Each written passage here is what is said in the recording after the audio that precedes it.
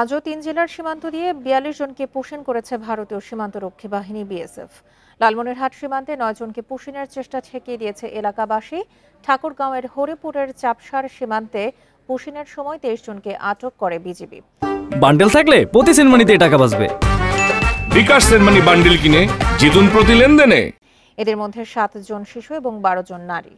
তাদের পরিচয় নিশ্চিতে কাজ করছে পুলিশ। এদিকে পঞ্চগড়ের ২ সীমান্ত দিয়ে ১৬ জনকে পুশিন করেছে বিএসএফ।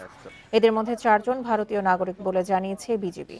এর আগে ৫ দফায় নারী শিশু সহ ৬৭ জনকে পঞ্চগড়ের বিভিন্ন সীমান্ত দিয়ে পুশিন করে বিএসএফ। এদিকে লালমনিরহাটে হাতীবান্ধায় পুশিন করা ৩ জনকে আটকের পর এলাকাবাসী বিজিবির হাতে তুলে দেয়।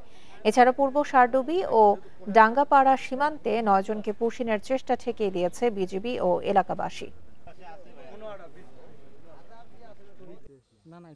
আমার ধরেছে কোরবানির পরের দিন, ধরার পরে আমারে পুলিশই কেস বানাই নেই, বলতেছে কি তোদের বাংলাদেশে ফাটাই দেবো।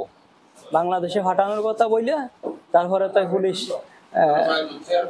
ওই জায়গা কেস মেস কিছু বানাই নেই, ওইভাবে নিয়ে আইছে, আইনে বিএসএফের কাছে দিয়েছে। ৩ লোক মানে ঘোরাফেরা করতেছে, 2 জন মহিলা 1 জন পুরুষ।